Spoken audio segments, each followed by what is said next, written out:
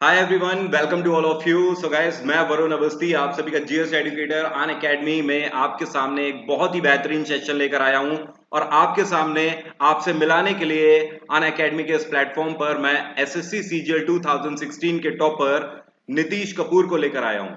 So guys, आज आपके सामने नीतीश कपूर से बात करेंगे और इनसे जानेंगे कि इनकी जर्नी कैसी रही और आपसे जनरली आपके जो एक एस्पिरेंट के जितने भी क्वेश्चंस होते हैं उन सभी क्वेश्चंस को हम नीतीश से डिस्कस करने की कोशिश करेंगे। गाइस, सबसे पहले आपको बता देता हूं सेशन के स्टार्टिंग में ही नीतीश जो आपके सामने इस टाइम पर सेशन में बैठे हुए हैं 2016 एसएससी सीजीएल 96 रैंक होल्डर हैं। So welcome to Nitish, welcome on Unacademy platform. और सो गाइस, यहाँ पर जो भी डिस्कशन आज हमारी जर्नी क्या होती है। सो नीतीश, आप अपने बारे में थोड़ा सा बताएं और डिटेल थोड़ी सी बताएं एग्जाम्स की। मैं चाहता हूं एस्पिरेंट्स को हमारे। Thank you sir, thank you first of आपको और अन अकेडमी टीम को मेरे को वेलकम करने के लिए। तो मेरा नाम जैसे आपने बताया नीतीश कपूर है and I have secured all India rank 96 in SSC CGL examination.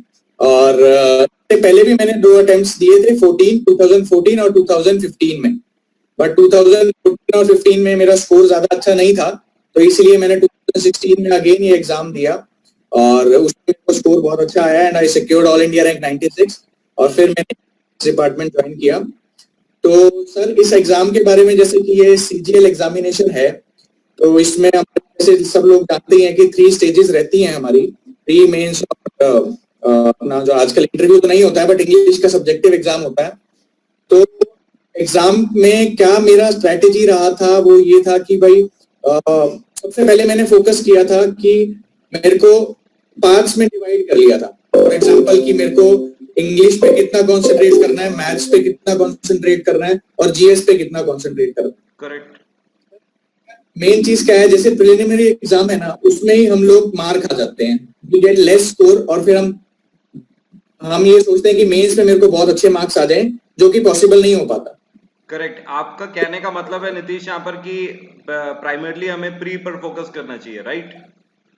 Primarily हमें पहले प्री पे पूरा फोकस देना चाहिए। फॉर एग्जांपल एक जीएस का पार्ट होता है, जीएस का पार्ट हम लोग मिस करते हैं, हम तैयारी नहीं करते हैं। We do not refer to NCERTs, हम एनसीईआरटीज को नहीं पढ़ते हैं।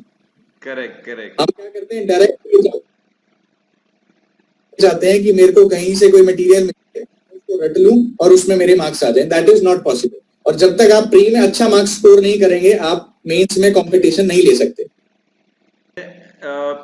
नीतीश, आप ये बताओ एस्पिरेंट्स को, एस्पिरेंट्स में इस टाइम पर ये बहुत बड़ा कंफ्यूजन रहता है। उन्हें ये लगता है कि पहले हम प्री की केवल प्रिपरेशन करें और उसके बाद जब प्री का रिजल्ट आ जाएगा तो बीच का जो 1 मंथ का गैप है उसमें हम मेंस की स्टडी कर लेंगे। Is it true?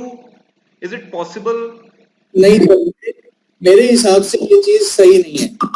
खाली हम अगर प्री को लेके चलेंगे और मेंस को हम ये सोचेंगे कि 1 मंथ में मैं कर लूं, तो वो पॉसिबल नहीं है।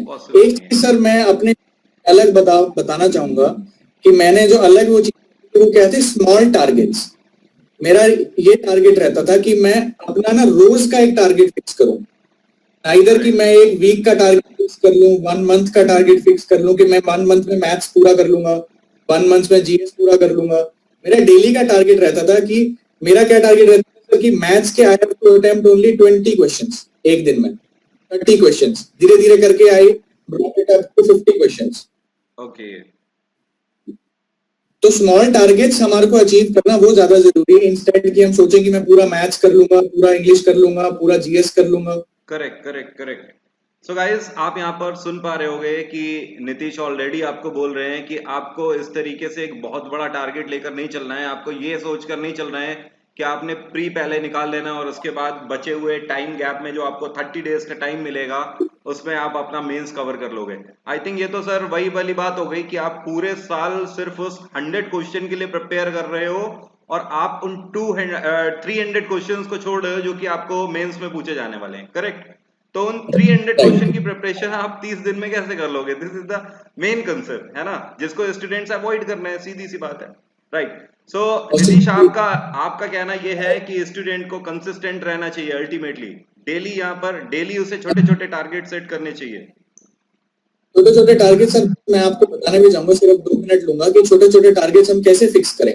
मैं कैसे फिक्स करता था सर, मैंने एक वोकैबुलरी का अलग से एक नोटबुक बनाया हुआ था कि डेली मुझे सिर्फ में 10 से 12 वर्ड्स ही लिखने हैं, इससे ज्यादा नहीं लिखने। ओके। मैं क्या करता था, जैसे हम लोग ना न्यूज़पेपर से रीड नहीं करते हैं, हम कितने ही लोगों को बता दें, मैं भी अपने साथ वाले जूनियर्स को बताता रहता हूँ कि न्यूज़पेपर पढ़ो, बट वो रीड नहीं करते हैं। तो धीरे धीरे मुझे समझ में आया कि न्यूज़पेपर को रीड करना कैसे है, कि डेली का मैं चूज करता था ओनली वन आर्टिकल, सिर्फ एक आर्टिकल पढ़ूंगा और वो भी अपनी मर्जी का। Very good.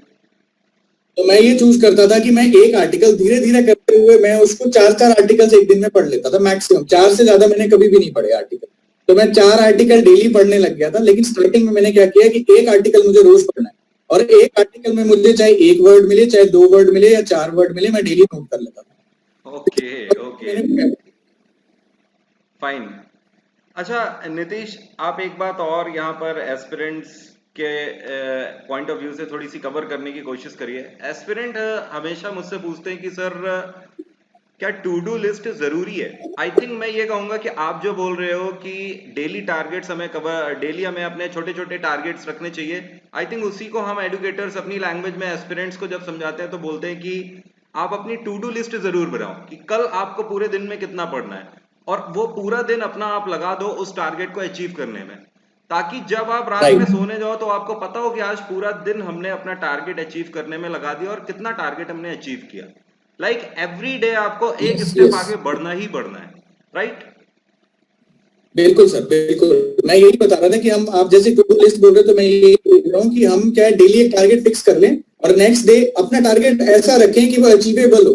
Correct correct. ऐसा ना रखें कि चैप्टर्स कर लूंगा, instead of 2 chapters we do 20 questions. Right right right, correct. Nitish, I think जो स्टूडेंट्स भी अगर बहुत बड़ा टारगेट अचीव कर लेते हैं उनकी जर्नी फिर बहुत लंबी नहीं हो पाती है। वो इसी वजह से डिमोटिवेट हो जाते हैं क्योंकि वो डेली अपने टारगेट्स ही नहीं अचीव कर पाते हैं, और कुछ दिन बाद उन्हें लगता है कि वो उसके लायक ही नहीं है, वो पढ़ाई नहीं कर सकते, आगे उनका सिलेक्शन नहीं होगा। सो ये डिमोटिवेट नहीं होता है, राइट?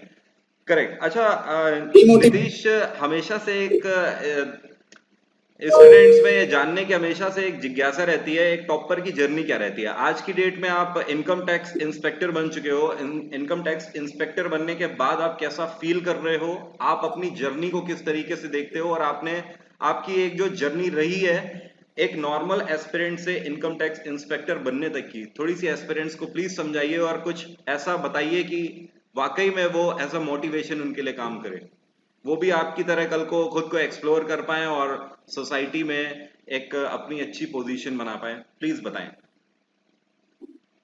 देखो, मैं ये बताना चाहता हूँ कि आप एग्जाम की तैयारी कर रहे होते हैं ना, तब तक you are very excited, you have very anxiety कि हाँ मेरा एग्जाम क्लियर हो जाए और मैं इंस्पेक्टर की पोस्ट पे पहुंच जाऊं। बट आप जब एक पोस्ट पे जाके पहुंच जाते हैं ना, तब आपको सब चीजें नॉर्मल लगने लग जाती हैं। तो मैं यही बोल रहा हूँ, आप इन सबको मैं मोटिवेट आपके थ्रू ये चीज बोलना चाहता हूँ कि जो हमारी जर्नी है ना, पूरी मोटिवेटेड रहनी चाहिए। ऐसा नहीं है कि मेरा एग्जाम क्लियर नहीं होगा तो दिस इज द एंड। हम एग्जाम को इस लें कि वी गेट नॉलेज। और मैंने जो एक अपना कैलकुलेशन किया था ना एसएससी सीजीएल एग्जाम के लिए, वो ये है कि इट रिक्वायर्स, अगर आप बेसिक से भी तैयारी करते हैं ना, कि आपको कुछ नहीं आता, ओनली आपने 10th तक का सिलेबस जैसे कि रहता है के अंदर, तो it requires 720 hours of study total. 720 hours कैसे कि आप डेली अगर 4 घंटे पढ़ते हैं, apart from classes, apart from your coaching classes, अगर आप डेली 4 घंटे पढ़ रहे हैं तो this exam will take 13 self study. Self study वो भी आपको dedicated self study 4 to 5 hours की। तो इस एग्जाम को क्लियर करने के लिए 5 to 6 मंथ्स लगते हैं। तो मेरी जर्नी ऐसी रही थी कि आई वॉज वर्किंग, फिर मैंने अपना जॉब छोड़ के घर बैठ के, आई मेड टारगेट कि मेरे को 1 साल में कंप्लीट करना, और 6 months to 1 year आराम से कोई भी average student, below average student इसको क्लियर कर सकता है। तो मैं सबको ये मोटिवेट करना चाहूंगा कि आपकी अगर स्ट्रैटेजी सही है, आपके पास एक अच्छा मेंटोर है, तो आप जो है इस एग्जाम को विद इन 6 months और 1 year with a good rank आप क्लियर कर सकते हैं। बट डीमोटिवेट हमें नहीं होना है, बहुत सारी चीजों को रेफर नहीं करना है, हमें सिंपल एक टारगेटेड अप्रोच रखनी है, एक एक सब्जेक्ट की एक एक हमें अपने पास रखनी है, उसको कंप्लीट करना। This is the only strategy. Correct. अच्छा नीतीश, अब हम सब्जेक्ट वाइज बात करना यहाँ पर स्टार्ट करते हैं। एस्पिरेंट्स को सब्जेक्ट वाइज काफी कंफ्यूजन रहता है कि मैथ्स को हम कैसे गो थ्रू करें, इंग्लिश को कैसे करें, जीएस एंड रीजनिंग में क्या अप्रोच रखें। सो स्टार्ट करते हैं मैथ्स से। मैथ के लिए क्या अप्रोच होनी चाहिए एक एवरेज स्टूडेंट के लिए? कोई भी एक एवरेज स्टूडेंट है, आप ये मान लो कि अभी तक उसने प्रिपरेशन नहीं करी है और वो अपना ड्रीम सेट कर चुका है एसएससी, क्या अप्रोच होगी उसकी मैथ में?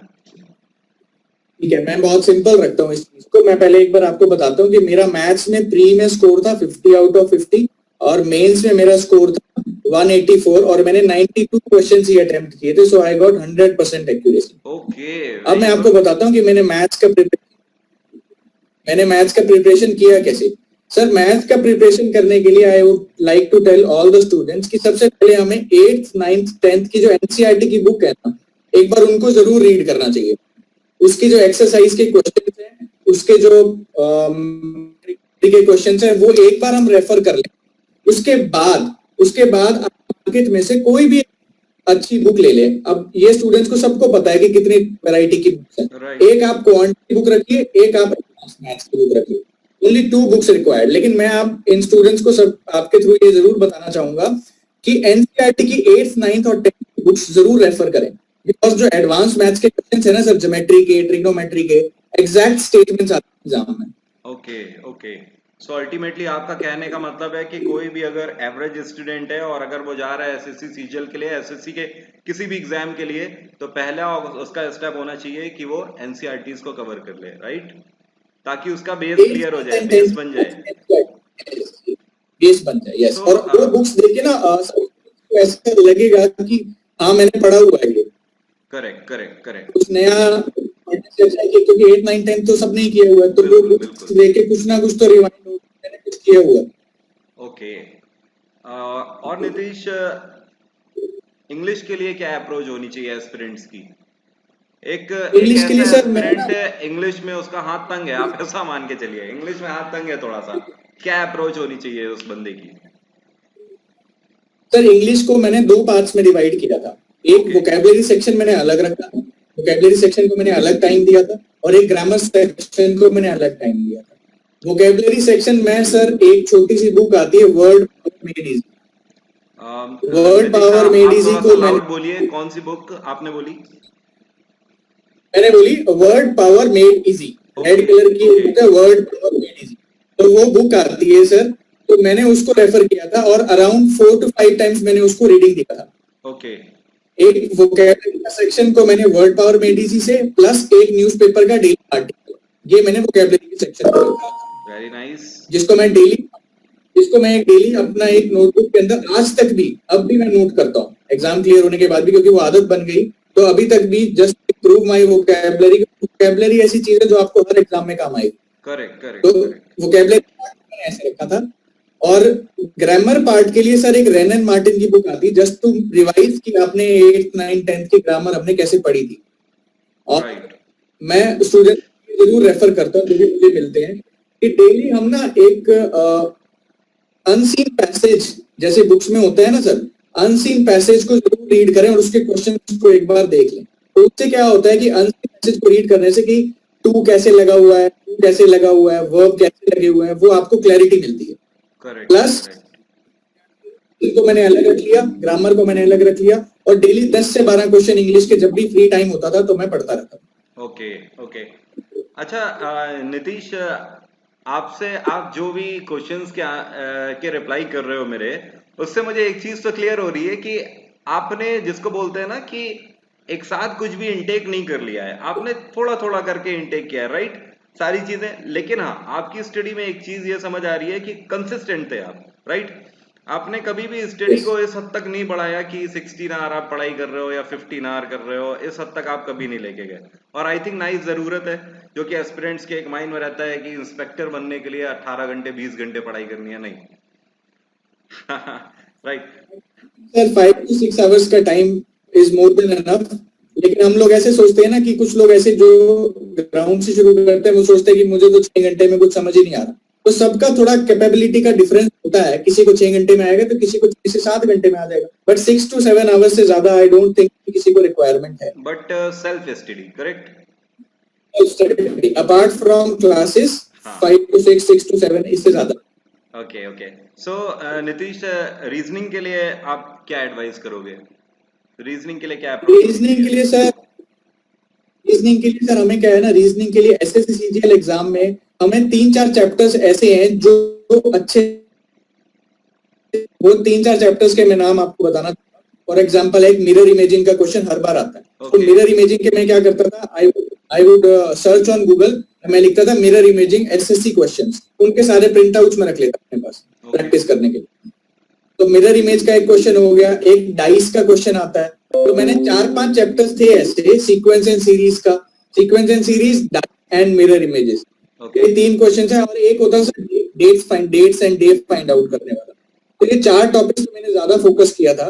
उसके अलावा रीजनिंग पे सर क्या है, आप रीजनिंग, मैं रीजनिंग को कैसे देखता था कि 2-3 दिन हो गए, अब मैं बोर हो गया हूँ मैथ्स और इंग्लिश पढ़ के, तो मैं क्या करता था, एक रीजनिंग का पेपर उठाता था पुराना और उसको सॉल्व करता okay okay, correct. So finally आते हैं जीएस पे। जीएस के लिए क्या अप्रोच होनी चाहिए?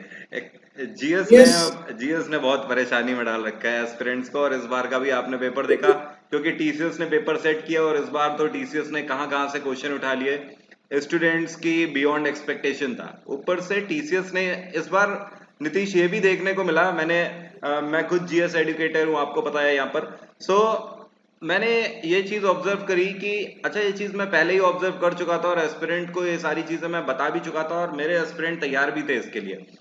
मैं ये देख रहा था कि टीसीएस आईबीपीएस कंडक्ट करा रहा है पहले से ही, और इस बार टीसीएस के पास वैसे भी टाइम था नहीं। हालांकि 2018 तो उसने बहुत जल्दी में कंडक्ट करा दिया था, 2019 के लिए भी बहुत ज्यादा टाइम नहीं था। बट हाँ, टीसीएस की स्ट्रेंथ की बात करें तो नो डाउट वो कम टाइम में ज्यादा से ज्यादा बड़े से बड़े एग्जाम भी कंडक्ट करा लेते हैं। इस बार का पैटर्न ये देखा गया कि एसएससी में कभी हेडक्वार्टर्स वगैरह नहीं पूछे जाते थे, अपॉइंटमेंट्स, लेटेस्ट अपॉइंटमेंट्स नहीं पूछे जाते थे, और चीफ मिनिस्टर नहीं पूछे जाते थे, गवर्नर नहीं पूछे जाते थे। उसने गवर्नर भी पूछे हैं, चीफ मिनिस्टर भी पूछे हैं, अपॉइंटमेंट्स भी पूछे हुए हैं, और सबसे बड़ी बात हेडक्वार्टर्स इंटरनेशनल ऑर्गेनाइजेशन के पूछे हुए हैं। सो ये चीज ये बताती है कि टीसीएस स्पेशली अगर फोकस कर रही है तो स्टैटिक जीके के ऊपर फोकस कर रही है सबसे ज्यादा, वो भी इवेंट बेसिस। सो जीएस के लिए आप थोड़ा सा यस। बताएं कि जीएस के लिए क्या अप्रोच रही है आपकी? जीएस के लिए तो सर वैसे ज्यादा अच्छा बता सकते हो, मैं आपको भी फॉलो करता रहता हूँ अन अकेडमी पे। तो थैंक यू। लेकिन मेरी क्या स्ट्रेटेजी रही थी सर, कि लास्ट 3 मंथ्स का current affairs, okay not 6 months, मैंने इस पे ज्यादा फोकस किया था। और 6 मंथ्स के लास्ट में मैं बस ऊपर ऊपर से लास्ट 3 का मैंने बहुत अच्छे से किया था, और उससे पीछे का 3 मैंने ऊपर ऊपर से एक बार देख लिया था। ओके और लास्ट 3 मंथ्स का मैंने लास्ट 3 मंथ्स का सारा मटेरियल इकट्ठा करके, और एक यूट्यूब पे आप डाल दो, कोई भी वीडियोस देख लो एक बार कि बिल्कुल भाई बिल्कुल। लास्ट 3 मंथ्स करंट रिवीजन हो जाता है ये चीज। प्लस मैं आप तो मेरे से ज्यादा अच्छे से पता है, एक सोशल साइंस की मैंने 6 to 10th की बुक को रिवाइज कर लिया था। Okay okay fine. साइंस की बहुत छोटी छोटी बुकलेट्स हैं हिस्ट्री की, उसके अंदर आवर पास्ट 3 पार्ट 3, तो वो 6 to 10th का मैंने एक बार रिवाइज कर लिया था, जस्ट एक रीडिंग मार ली। प्लस मैंने 3 महीने के करंट अफेयर्स देखे थे, क्योंकि करंट अफेयर्स में से मैक्सिमम क्वेश्चन थे, 7 to 8 क्वेश्चंस मिनिमम थे। तो 25 में से 8 क्वेश्चंस, अराउंड 40% तो हमारा current right affairs right section में दे राइट, रखा इस था। टाइम पे यही यही चल रहा है पैटर्न। 40 to 50% करंट अफेयर्स आ रहा है। तो मैंने एक करंट अफेयर्स के लिए थोड़ी वीडियो पर कर दी, और थोड़ा बहुत मैंने हिस्ट्री का और जो 6 to 10th का एनसीईआरटी रिवाइज कर लिया था। तो मैं ये जरूर कहूंगा कि एनसीईआरटी की बुक्स को थोड़ा सा एक बार ऊपर से निकाल लें, ये नहीं कि हमें उसको क्रैम करना है या सारा कुछ करना है, लेकिन 6 to 10th की एनसीईआरटी को एक बार नेट से डाउनलोड करके एक बार रीडिंग ले लें, ये चीज। प्लस 3 महीने के मैंने करंट अफेयर्स को रेफर किया था। अच्छा नीतीश, एक लास्ट क्वेश्चन जीएस से, और उसके बाद हम लोग स्विच करेंगे मॉक के ऊपर। मॉक पर भी काफी डाउट्स रहते हैं स्टूडेंट्स को। नीतीश, क्वेश्चन ये है जीएस में कि एस्पिरेंट्स आजकल मैंने देखा है कि फोकस कर रहे हैं, क्योंकि मैं डेली करीब 1000 to 2000 एस्पिरेंट्स को मैं खुद पढ़ा लेता हूँ। तो है क्या कि मैं ये देख रहा हूँ एस्पिरेंट्स इस टाइम पे जो आपके, जिसको बोलते हैं आउट ऑफ द सिलेबस आप बोल सकते हो, या रेयर क्वेश्चंस के पीछे ज्यादा भाग रहे हैं। जो कि अगर 25 में देखा जाए तो ये जो 25 क्वेश्चंस में हर एक शिफ्ट में 1 से 2 क्वेश्चन रेयर आते ही आते हैं, लेकिन एस्पिरेंट्स उन 1-2 क्वेश्चन के पीछे हमेशा फॉलो करते रहेंगे किसी ना किसी अनदर प्लेटफॉर्म को, वेबसाइट्स देखते रहेंगे, और पता नहीं 24 आवर में 2 to 3 आवर उन्हीं 1-2 क्वेश्चन के लिए पीछे जा रहे हैं। क्या ये सही है? सर यही यही जो हमारा टाइम वेस्ट करता है ना, दिस इज नॉट ट्रू। हम क्या करते हैं कि बहुत सारे मटेरियल्स, बहुत सारी वेबसाइट्स को फॉलो करने लग जाते हैं। मेरा मानना ये है कि अगर आप किसी भी चैनल को देख रहे हो ना, किसी भी चैनल को देख रहे हो, किसी एक साइट को रेफर कर रहे हो, दैट इज अनफ। क्योंकि लगभग टीचर आपको अच्छा ही नॉलेज देगा एंड हर वेबसाइट ठीक ठाक ही बताती है। अगर आप ये है कि सब मार्केट में पता है कि कौन सी वेबसाइट अच्छी है और कौन सा चैनल अच्छा। बिल्कुल बिल्कुल। तो अगर आप एक, दैट इज गुड अनफ, और एक या दो बुक्स को ही रेफर करें, दैट इज गुड अनफ। ज्यादा चैनल्स की तरफ भागने में, दो क्वेश्चन ठीक करके और आप इससे 24 छोड़ रहे हैं, तो that is not a valid. Exactly जो हम लोग यहाँ पर डिस्कस करते हैं मेनली वो यही डिस्कस करते हैं कि यार आप पहले आई थिंक जो आपके कोर टॉपिक्स हैं आप उन्हें कवर करो, आपके मार्क्स वहां पर सिक्योर होते हैं। जैसे हमें पता है कि फंडामेंटल राइट से क्वेश्चन बनना ही बनना है, वो बनेगा ही बनेगा एक क्वेश्चन फंडामेंटल राइट से। सोलर सिस्टम से क्वेश्चन बनने की उम्मीद है पूरी पूरी। मॉडर्न हिस्ट्री गांधीयन एरा से क्वेश्चन बनना ही है, मुगल से क्वेश्चन बनना ही है। तो आप ऐसे टॉपिक पहले अपने पक्के कर लो जहां से क्वेश्चन आपके पक्के हो जाएं। हिस्ट्री, पॉलिटी, जियो, साइंस, इको, आपके पास सब कुछ है। मॉडर्न हिस्ट्री में आज तक भी पढ़ता रहता हूं, क्योंकि मुझे पता है कहीं ना कहीं एग्जाम में इसका क्वेश्चन आना ही आना है। करेक्ट। आई थिंक आप एस्पिरेंट्स को बता पाए हो जिस वजह से मैंने पूछा था। सो नीतीश, आते हैं मॉक पर। फाइनली मॉक के बारे में आप बताइए कि हमारे जो अन अकेडमी के मॉक्स हैं इनके बारे में भी आप एस्पिरेंट्स को बताइए, और मॉक का रोल बताइए। मैं चाहता हूं एस्पिरेंट्स को कि आपने भी मॉक दिए होंगे सिलेक्शन से पहले, तो रोल इनका क्या रहता है, और अन अकेडमी के मॉक भी आप दे चुके हो, तो अन अकेडमी के मॉक्स कैसे हैं, प्लीज आप एस्पिरेंट को बताएं। श्योर। मॉक्स का सर इम्पोर्टेंट रोल है हमारी प्रिपरेशन में। जो एक नया स्टूडेंट तैयारी कर रहा है ना, मैं उसको ऐसा बोलूंगा कि आप पहले 20-30% सिलेबस कंप्लीट कर लो। फॉर एग्जांपल मैथ्स के मैंने 4 चैप्टर्स कर लिए, इंग्लिश के मैंने 3-4 चैप्टर्स कर लिए, मुझे 1 महीना हो गया तैयारी करते हुए। तो स्ट्रेटेजी मेरी क्या रहती है कि मैं 1 महीना 1.5 महीना तैयारी करने के बाद एक वीक में एक मॉक जरूर देता था। बट जब लास्ट के 2 महीने रह गए थे एग्जाम के, तो मैंने अन अकेडमी प्लेटफॉर्म से, मेरे पास अभी भी अन अकेडमी का प्रिपरेशन होने के बाद भी सब्सक्रिप्शन है, मैं यूज कर रहा हूँ उसे। तो उसमें क्या होता था कि मॉक्स जो मैं देता था ना, पहले 2-3 महीने तो मैंने हफ्ते में एक बार मॉक्स दिए। उसके बाद मैंने क्या किया, मैंने प्लेटफॉर्म एक ही रखा। तो अन अकेडमी का देता है, किसी और एक बार देता था, एक एग्जाम इसका दे दिया, एक एग्जाम उसका दे दिया। लेकिन उसमें क्या है कि हर 2 महीने बाद, जब लास्ट के 2 मंथ्स रह गए थे एग्जाम में, then I started giving every week 2 mock. Okay. और जब लास्ट मंथ रह गया तो मैं हर 2 दिन में एक बार मॉक देता था। तो ये हमारे को मॉक्स की फ्रीक्वेंसी धीरे धीरे करके बढ़ानी है। राइट। अच्छा नीतीश, मॉक में एक और कंफ्यूजन रहता है एस्पिरेंट्स में कि कई बार एस्पिरेंट्स बोलते हैं कि सर मॉक में मेरा स्कोर नहीं बन रहा, स्कोर बढ़ नहीं रहा। तो ये मैंने उन एस्पिरेंट्स के साथ ज्यादा प्रॉब्लम देखी है जो मार्केट में तरह तरह के मॉक्स परचेज कर रहे हैं। अब नीतीश, प्रॉब्लम कहां पर आती है? प्रॉब्लम यह आती है आई थिंक कि आपको पता ही है, एक जो मॉक बनाने वाली जो एजेंसी है, जो कोर एजेंसी जिनका काम केवल मॉक बनाना है, आप खुद सोचें कि वो डेली आपको 200 क्वेश्चन एसएससी के दे रहे हैं, नए 200 क्वेश्चन बैंकिंग के भी उन्हें देने हैं मार्केट में। वो क्वेश्चन कहां से लाएंगे अल्टीमेटली? और उनका जो वो कंटेंट है, उन कंटेंट में बहुत सारे ऐसे क्वेश्चन फिर आने लगते हैं जो कि रेलेवेंट ही नहीं है, और स्टूडेंट क्योंकि उस पर रिलाइव कर रहा है और स्टूडेंट का स्कोर नहीं हो पा रहा है, तो स्टूडेंट एंजाइटी में आ जा रहा है, प्रेशर में आ जा रहा है कि मेरा मॉक में हमारा मार्क्स नहीं बन रहा है। तो किस तरीके के मॉक्स देने चाहिए एस्पिरेंट्स को? एक्चुअली क्या है सर, तो हम लोग में क्या है ना कि हम, क्या होता है कि हमारा दिमाग बहुत ज्यादा जगह पे चलने लग जाता है। मेरे को किसी ने बता दिया इस प्लेटफॉर्म के मॉक ले ले, मेरे को किसी ने बता दिया इस प्लेटफॉर्म के मॉक ले ले, जो कि हमें फिर वो वाला मॉक, नए बच्चों को वो वाला मॉक ज्यादा अच्छा लगने लग जाता है जिसमें थोड़ा difficult question. But difficult question आपके, डिफिकल्ट क्वेश्चन आना ही नहीं है एग्जाम में, तो उसका फायदा क्या है हमें मॉक टेस्ट, वैसे मॉक टेस्ट देने का? तो एक अच्छे इंस्टीट्यूट से, मैं कोई ये नहीं कहूंगा कि आप किसी भी इंस्टीट्यूट का खरीद लो, बट एक अच्छे institute, for example Unacademy से मैंने मॉक टेस्ट मैं वीकली देता था। अन अकेडमी प्लेटफॉर्म को मैं अच्छे से फॉलो करता था, तो मेरे को उससे बहुत बेनिफिट हुआ।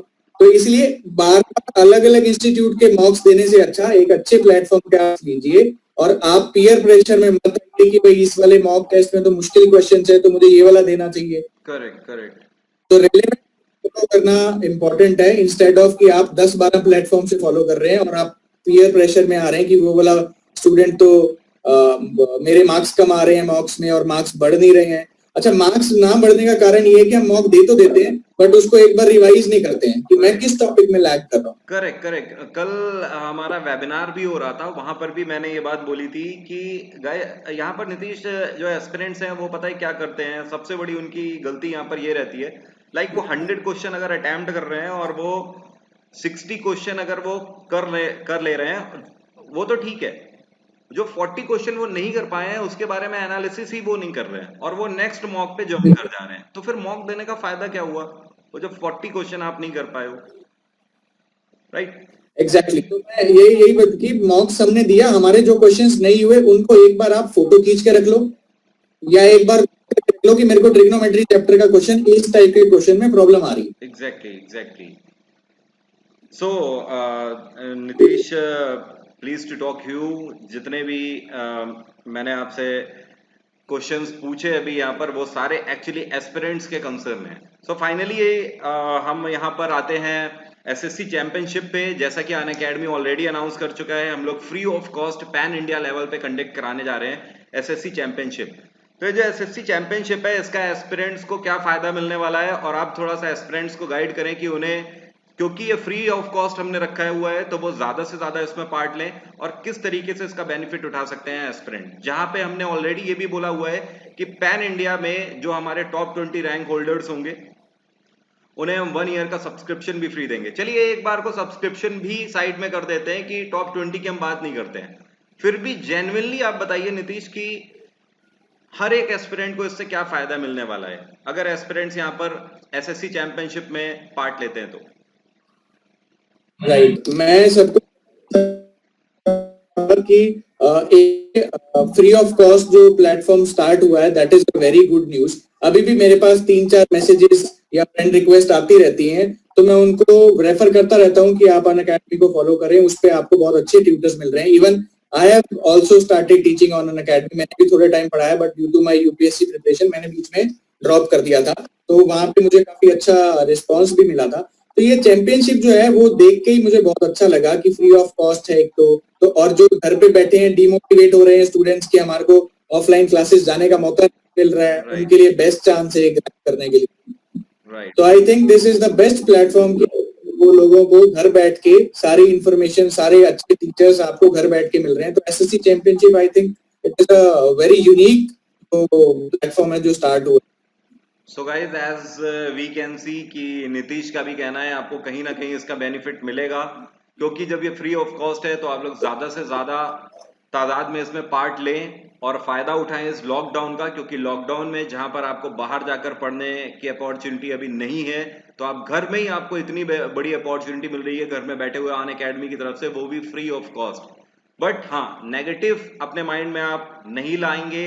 जब तक आप नेगेटिविटी अपने माइंड से आप नहीं निकालोगे तब तक आप आगे अपनी स्टडी को गो थ्रू नहीं कर सकते हो, राइट? जो हमने अभी नीतीश से बात करी और जो हमें पता लगा, आई होप गाइज आप सभी नीतीश की बताई हुई सारी बातों पे गौर कर पाए होंगे, उन सारी बातों को आप लोग बहुत ही अच्छे से ऑब्जर्व कर पाए होंगे। और ध्यान दीजिएगा कि क्या नीतीश ने बोला है, एक टॉपर का क्या एटीट्यूड होता है, एक टॉपर किस तरीके से अपनी स्टडी को गो थ्रू करता है और किस तरीके से जाकर अपनी लाइफ के गोल को अचीव करता है। So Nitish, thank you so much. और जितने भी हमारे एस्पिरेंट्स हैं उन सभी को यहाँ पर मैं बता देता हूँ कि जो रजिस्ट्रेशन लिंक है गाइस वो आपको वीडियो के डिस्क्रिप्शन में मिल जाएगा, तो जाकर इस रजिस्ट्रेशन लिंक पर आपको क्लिक करना है और वहां से आप फ्री ऑफ कॉस्ट खुद को रजिस्टर कर सकते हो अनअकैडमी में एसएससी चैंपियनशिप के लिए, जो कि 25 अप्रैल से स्टार्ट होने जा रही है। एवरी सैटरडे यहाँ पर आपका एग्जाम होगा और उसके नेक्स्ट डे मतलब एवरी संडे हम एडुकेटर उसका एनालिसिस करेंगे आपके साथ यहाँ पर बैठकर। So guys, thank you so much, have a nice day, take care, bye bye. पढ़ाई करते रहिए, अपना ध्यान रखिए और हाँ, अपने गोल को लेकर हमेशा सिंसियर और फोकस्ड रहिए। Thank you Nitish, thank you everyone.